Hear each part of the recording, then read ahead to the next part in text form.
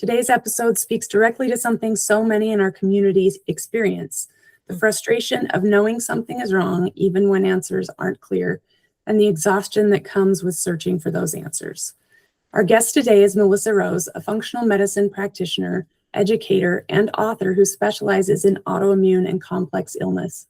After navigating her own journey with MS, Melissa has dedicated her work to helping others uncover the root causes of their symptoms and truly understand what their bodies are trying to communicate.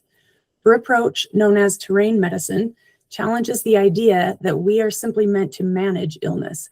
Instead, she invites us to look deeper, ask better questions, and reclaim ownership of our healing journey.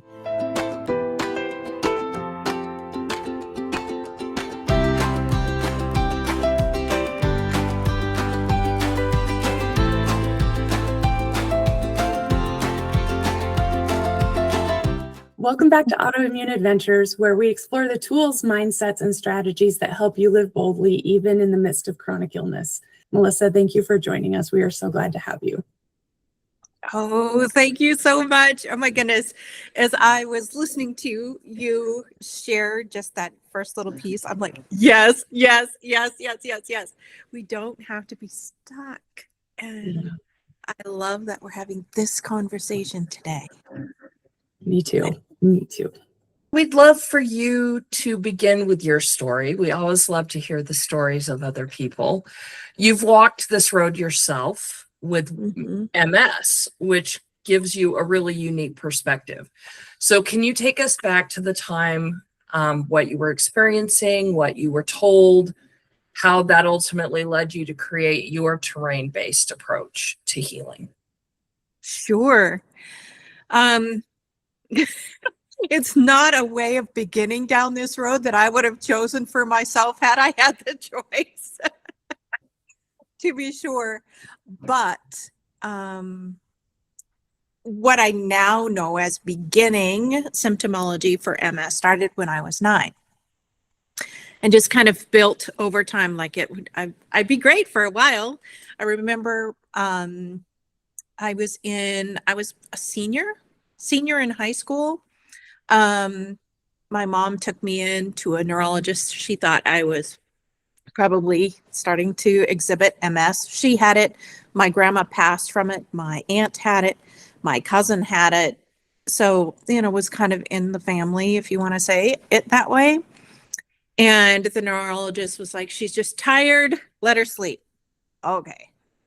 And then another incident when my entire body went lax. Like that was I was a senior in college that time. I was the morning cook, so I'd roll out of bed at 4:00 in the morning, and that morning I rolled out of bed and no legs, no nothing. Took me a little bit to be able to crawl across the hall to my best friend's door. Hey, you're gonna have to fix breakfast. I can't get up. So, again, she's tired, just let her sleep. So it wasn't until when I was 33 that things were really going sideways. Like my left side was completely numb. This side didn't work. I mean, I could move my hand and everything, but to grab a glass or something like this, I'd have to look at it because I couldn't feel it. I'd have to, make sure I was actually not going to drop it. Had no glass, anything left in my house. I'd broken it. The right side was going to, so my legs weren't working very good. I'd push, we had hard floors. So I would put the laundry basket on the kitchen chair and push it across the floor. I mean, I should have been in a wheelchair, but I was 33 and I didn't want to do that. I was so stubborn. But yeah, so the whole 9 yards, this eye would go completely blind. This one would go black and white. Like I could just see black and white forms. Thankfully that never stayed terribly long. Migraines, all the things. And when I was diagnosed, I was told to handicap my house. It was only going to get worse. Figure out what was important in my life and, choose how I wanted to live my last days. Yeah, 33. I've got three little Amazing. boys with me in this room, right? That story Uh, is just so hard. It is so hard to hear that, yeah. except for there's this one beautiful ray of light, which is how you are now. Like looking at you now, hearing you now is Oh, just revelatory to me that you were in that space and you're not in that space anymore. So we're looking forward to hearing about what terrain-based medicine is. right. Yeah, that's what I was gonna say, because you talk Uh, about terrain medicine. It's a really powerful concept, but I'm sure that there's people that are listening that maybe aren't familiar with that phrase. As you're Oh, I'm talking about sure. kind of, yeah, your healing journey, can you explain, in a simple, straightforward way what that would mean to somebody hearing that for the first time? Sure. So it's functional medicine, but the next, like, let's take that to the next layer. Because what I found in my own recovery and then with working with so many people, helping them get better, is that we're looking for the root causes. Yes, that's functional medicine all the way, right? We want to see what's driving what's happening in the body. But terrain medicine takes it a bit further. It says, what created the space for that driver to happen? Because here's the thing. When I work with clients, they're looking for the root cause. Yes, let's solve that. Let's solve that. And we do that, and they're doing great for a while, but the why that happened is never discussed. So they're back in a year, 6 months, year and a half, 2 years going, I did all the things, and now I feel myself going back. What's going on? I'm like, with the terrain, the foundation, the actual why were those drivers even able to come into the picture? Why did that happen? And what I find for individuals who they're going for the root cause, that's awesome. That's awesome. That's case number one. Let's solve that first. But then after that's solved, don't want to take the time to solve the deeper layer that creates longevity, that creates wellness until I'm 50. I plan to be well when I'm 100. It's that layer that we have to look at. Does that make sense? Yeah, and do you mind telling us how you kind of came to that with your own diagnosis before you went into functional medicine? Like, how did that help you with your own diagnosis? Sure. So I worked with a practitioner. I blame him that I can walk, and he's like, oh, I can take that. He did much what I do today with my clients. He didn't really take it to the next level, though. We found the drivers, took care of those, and I got better. But what I started to learn on my own is, okay, what created space for those drivers to happen? So, for example, one of the really deep layers was habits of feeling, habits of how I thought about myself. My childhood was not safe. So that was something that I perpetuated. So when I wasn't feeling safe, then I would fill it with sugary foods. I would fill it with making myself small, not doing the things for myself that I needed to be well. Those are just two things that come to mind for me. It's working on what's back here and why you do the things you do that creates the terrain, if you will, of you, not just physiologically, because there is no separating what's happening here and what's happening here and what's happening in the rest of your body. Like, we're one beautiful unit. I think there's a lot of people in our audience that have probably found if they've been living with autoimmune disease for a while, they've probably ended up looking to go the direction of functional medicine because traditional Western medicine has failed them. Yeah. And I'm sure there are a lot of people listening who haven't yet gone that direction because, I don't know, there's a numerous reasons, insurance won't cover it, or it's woo woo, I don't trust that, whatever. Like there's a million different reasons, but to me, I've lived with this long enough that I'm like, this is why functional medicine doctors exist. Like, this is why there's a need for them, because they do look at us as a whole.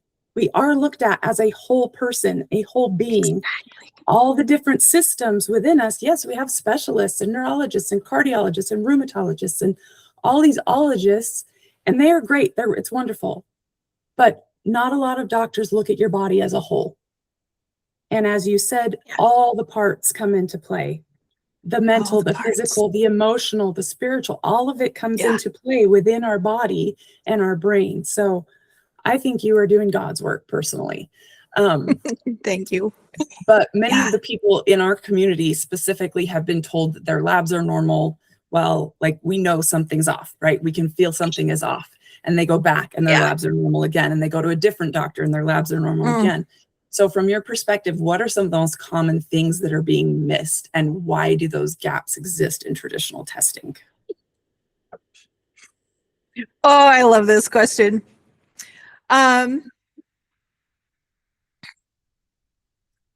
Blood labs are amazing for a snapshot in time, for literally when your blood is being drawn. But unless you get into really extensive, expensive blood work, it's not going to tell you what's going on in your gut. It's not going to tell you if we have overgrowth of something. It's not going to tell us what's going on in your HPTG axis, your hormone stratosphere, if you want to say it that way. It can't. It really can't. We're not going to be able to see what's going on with your neurotransmitters. We're not going to be able to see if there's inflammation happening in the brain and why. We're not going to be able to see, does your body experience food sensitivities? And it's not going to be able to measure the level of trauma that your body has been through and that it's still feeling. There's just, blood work is awesome. It gives us clues up front. I'm not discounting that, but there's a whole nother world that we need to see, especially when we're looking at autoimmune, because I don't know how many hundreds of people I've worked with just MS that have come in. And a lot of them have the same, we diagnose you with MS, but your blood work looks great. And, they're struggling to walk. So one thing that I found when I do the testing that I do is roughly half of those have been misdiagnosed. The other part of this is not one client has ever had the exact same trail that led up to them being diagnosed with MS, or the same drivers. Like, there's no client literally that I've ever worked with that has the exact same, mirrored of anything. We're so individual. And we have to know that when we're thinking about our labs. We can't what we're experiencing can't be expressed or tracked or known simply from blood work. I think all three of us have worked with a functional medicine doctor before. And so that is not something that is hard for us to understand. But I think maybe for others who haven't, I remember when I was working, I was like, you want me to scrape my poop into a cup? Are you kidding? This is the grossest thing ever. I was like horrified. I was horrified. And then when I started learning, I'm like, there's really certain things you can't know otherwise. Like, you can't know those things otherwise, especially when it comes to autoimmune disease. Our guts are so impaired already. And if we're not looking at that, our blood test can't do anything. They can't tell us anything for that. So if we're not looking at and not digging deeper, we really are missing a lot of clues. So makes total sense to me. Yeah. You emphasize root cause healing, which can be both empowering and overwhelming, I think.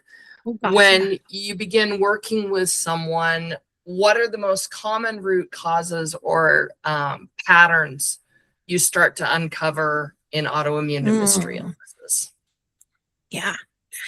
So there are three main areas that unless a case calls for something drastically different, I like to start with looking at food sensitivities, looking at the gut, and looking at the brain. So it's not an MRI. MRIs can't tell us a whole lot. Sorry. They can tell us what's there, send us a picture, but you have no idea what caused it or what to do to fix it or how it's addressed. It's affecting what's happening in the brain and the neurological system. Like, you just can't know that from an MRI. So those are the three areas that I generally start with. That gives us a lot of what we need. For some people, it gives us everything. But for other people, once we have covered what we found in those three areas of testing, and we still need to go deeper, we know clearly what information we yet need, and we can use deeper testing. We can choose very wisely what we need to then continue testing. Does that Will make you say sense? those three things again? Yes. Food sensitivities, not allergies. Mhm. A full gut study. You need to understand what's happening in the gut. The gut and the brain are intricately talking all the time. And what's happening in the actual brain tissue. What's going on up here? There's a lot going on up there. Always for us. Our worlds are full of having to use this, right? But what is happening in the actual tissue, the gated pathways? Is there inflammation? What part of the brain is inflamed and why? The why part is really important for all three of those layers of testing, because if we don't know why, then we're still going, okay, now we know what's here, but we need clear paths to know how to address it. I love that so much because we don't often get a simple, straightforward answer to this question. And that was beautifully, beautifully articulated. Thank you. Yeah.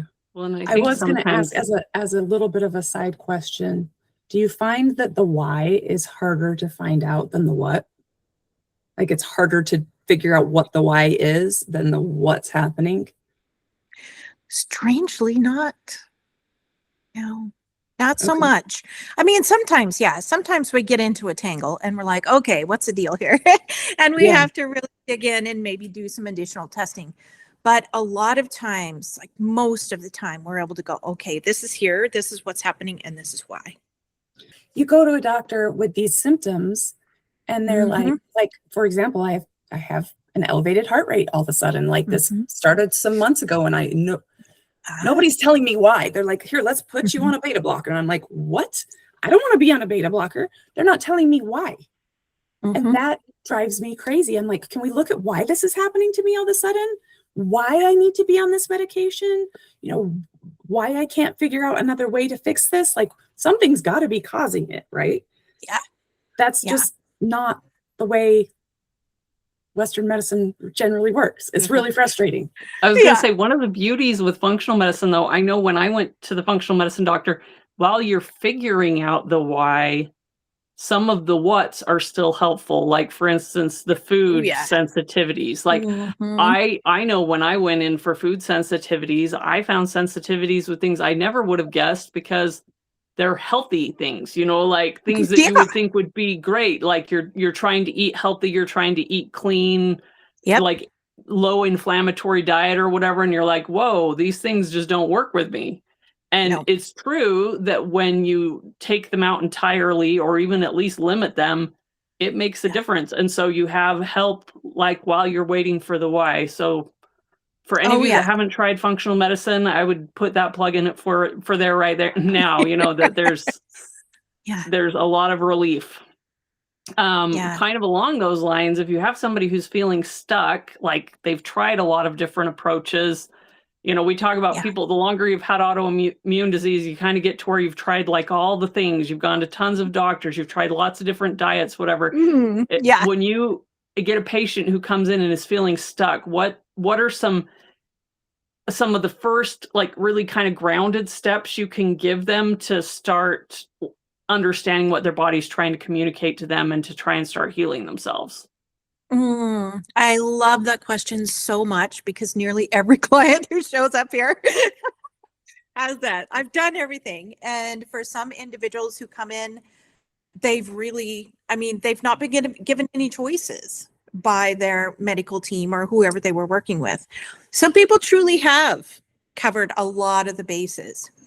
I've yet to have somebody come in, though, that we don't have a very clear starting point.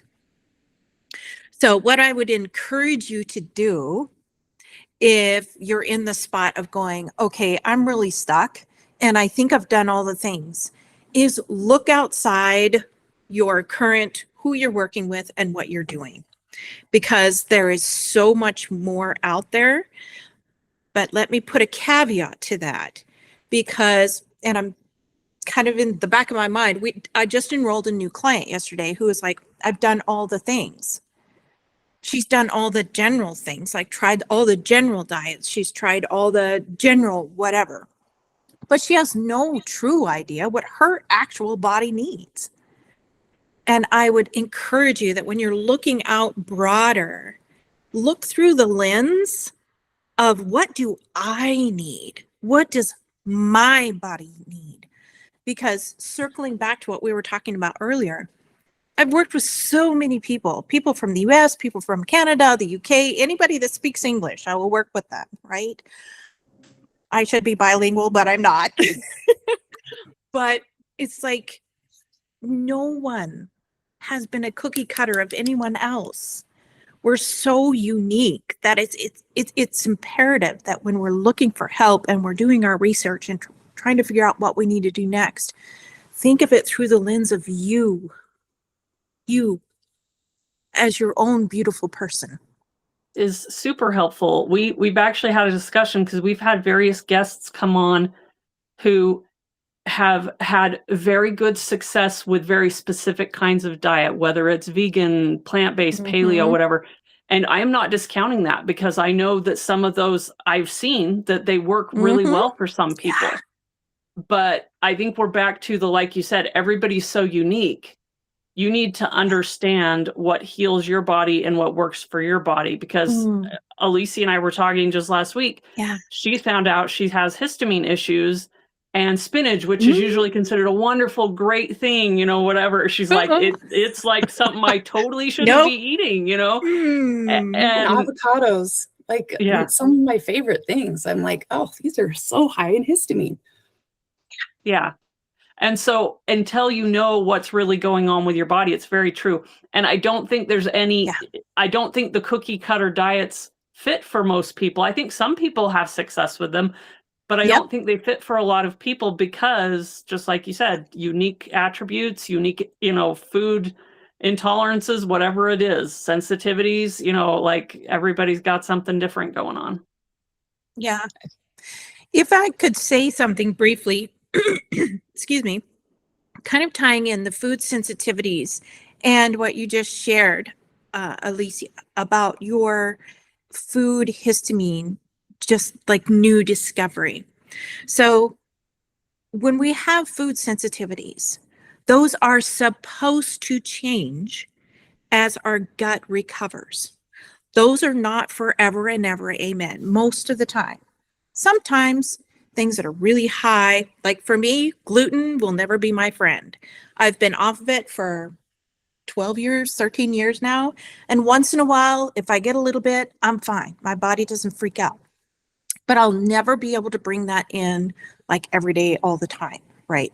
There may be some foods like that. But as your gut heals and your body calms, you should be able to safely bring those in again, especially the ones that are in the lower reactivity space. So when you have a histamine response, that's another ball game, right?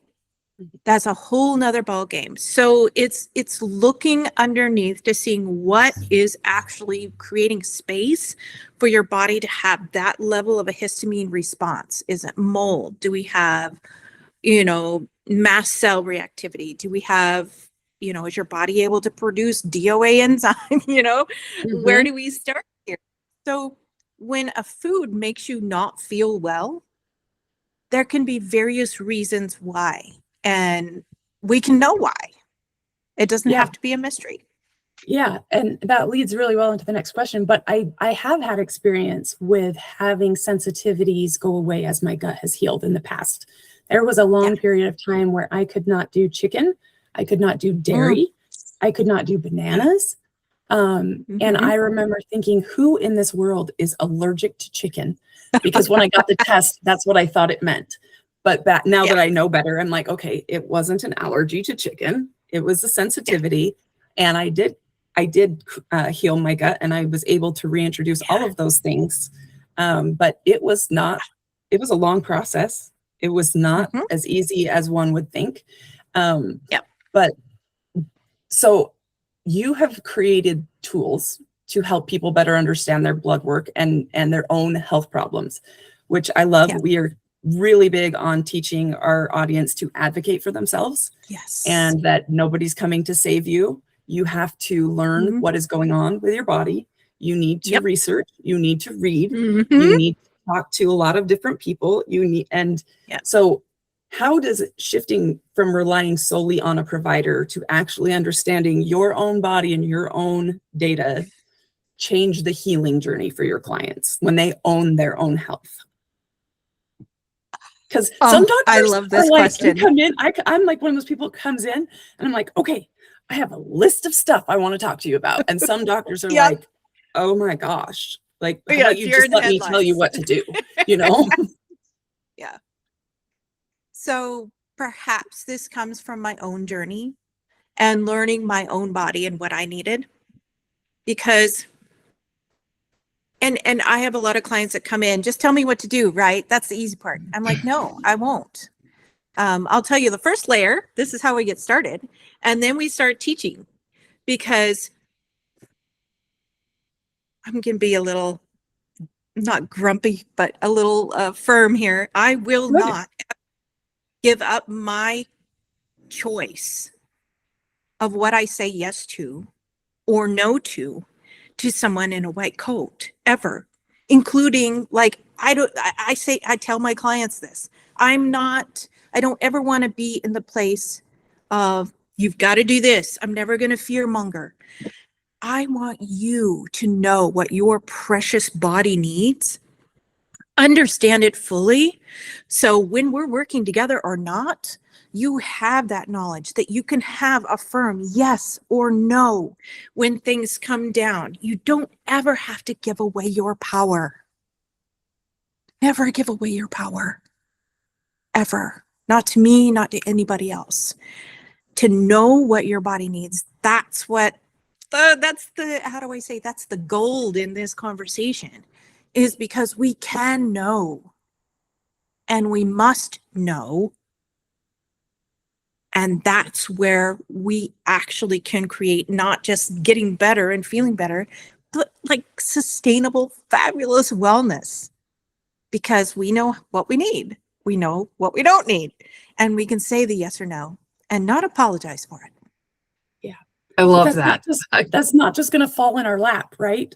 You have to work to figure that stuff out, right?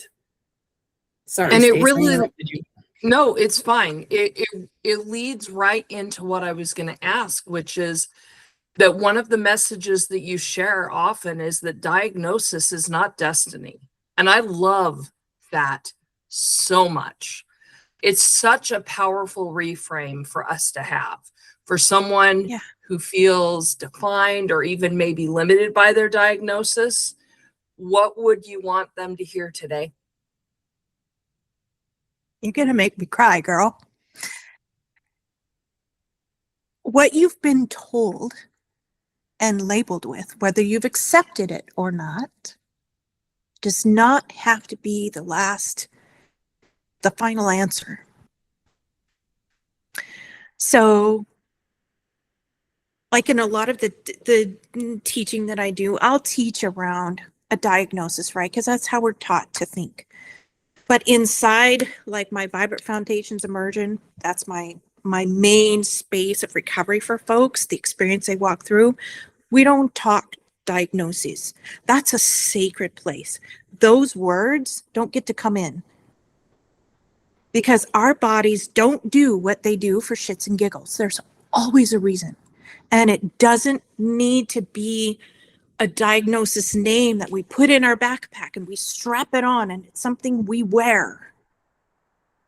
Because the truth of the matter is, when we understand what's happening in our body and why, and we start to solve that, and our body gets better, we have to make the choice. If we've added that rock in our backpack with the name of the diagnosis on it, if we're still wearing that, we literally get the choice of, do I want to keep that or not?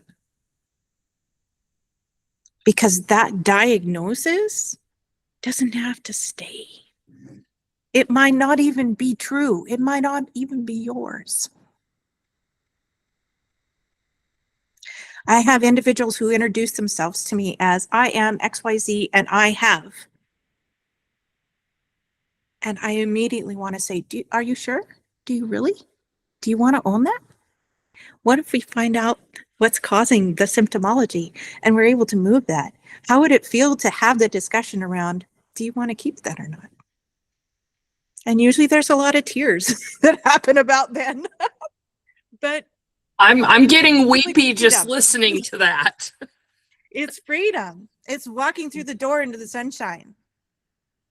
It is. And when you have multiple diagnoses, I was like listening to that thinking that's so great. Cause like I was diagnosed with Graves a couple of years ago and it has gone into remission. But it's like that idea of, hey, these can actually do that. Like they can go into remission, you know, like there's that ray of hope. And if you're, and I think that's the thing is sometimes people get tired of doing like eating the right things, doing the right things, but it's a process. And I think we have to learn how to listen to our bodies so that they can heal themselves. And and some things are going to be bigger battles than others. Cause I'm not here to say, you know, I know that some autoimmune diseases are a lot tougher than others. But I think I love that message of hope so much. Kind of along that idea of hope, I guess, what would you say with everything that is going on right now in the world and research and all the different things, what gives you the most hope for people with autoimmune disease?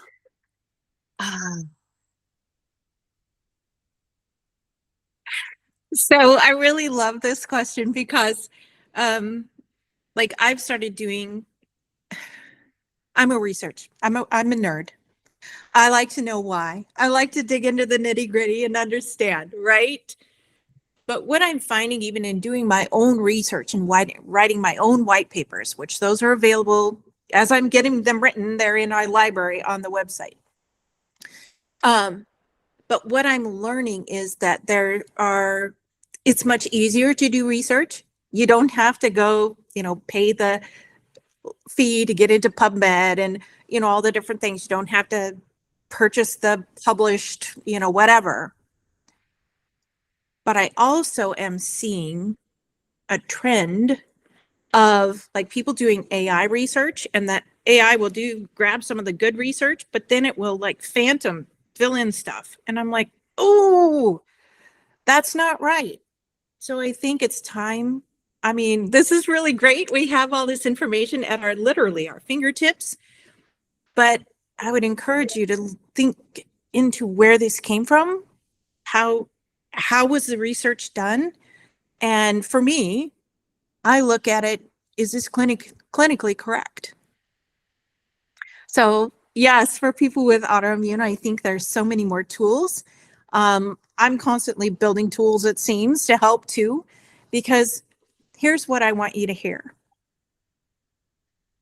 It's easier now than ever, I think, to find the information you need, but maybe harder than ever to sort through and actually see what's true for you. And that's where it gets a little messy. Well, we all love to do our research too. And one of the things that I've found is that if I ask AI about research, I always give it the caveat, I want the sources so that I can go directly to the sources. Yes. And then I think I think where people could maybe find use with AI is rather than, like you said, depending on AI, because they have proven it does kind of fill in things sometimes that aren't there, you know. But one of the good things that it will do is if you actually have the research and you're looking at it and you're like, okay, I'm trying to put all this together. They're using some really big words here, whatever, Exactly. throwing it in and say, can you just say what this means in layman's terms? Exactly. Yeah. Yeah. And but you're right. And I think it is so important. It is so important to do that research. And we love that you're a nerd. We're all nerds too. We research stuff like crazy. Yeah, we do. We all like to dig deep, and that is why we're always encouraging our listeners to dig deep on their issues as well. Because, but yes, I love that you pointed out that we need to make sure we are checking our sources and we are using reliable information. And I do use AI to sort some of my things, but I don't use it to diagnose myself. You know what I'm saying? Yeah. Like I go to a doctor and I say, hey, these are the things I think could be happening. These are the reasons I think they could be happening. Yeah. What do you think? So, but I do think that just in my own case in the last few weeks, AI was extremely helpful in me pinpointing that it was a histamine issue that was going on. I have, I don't know shit about histamines. Like that's total new stuff to me. You know, I'm like, why are my ears turning red? Why does my face feel like it's on fire? You know, why do I have splotchy? You know, I didn't know. And I'm like, I take my allergy pill every day year round. I don't know what's going on here. And, you know, when I found out that it's linked to food, I was like, oh my gosh, it's in so many things. Like it's in so many things, but I would never have even had that on my radar. And I just saw my doctor. In fact, just before we were recording, I saw my doctor and I was telling her about what I had learned. And she was like, oh, well, it sounds like this, and this, you know, and it gave her something to work with that I wouldn't know to even bring to the table if I hadn't done a little bit of research on my own. So excellent. I think that's super important to do your research. Yes. So we want to know if our listeners would like to get in touch with you, work with you. Can you tell us how? Can you tell us what resources you have and how they can reach you? Perfect. So the best place to go is my website. Everything's on there. So sagebrushwellness.com. Don't put the www in front of it. Just put sagebrushwellness.com.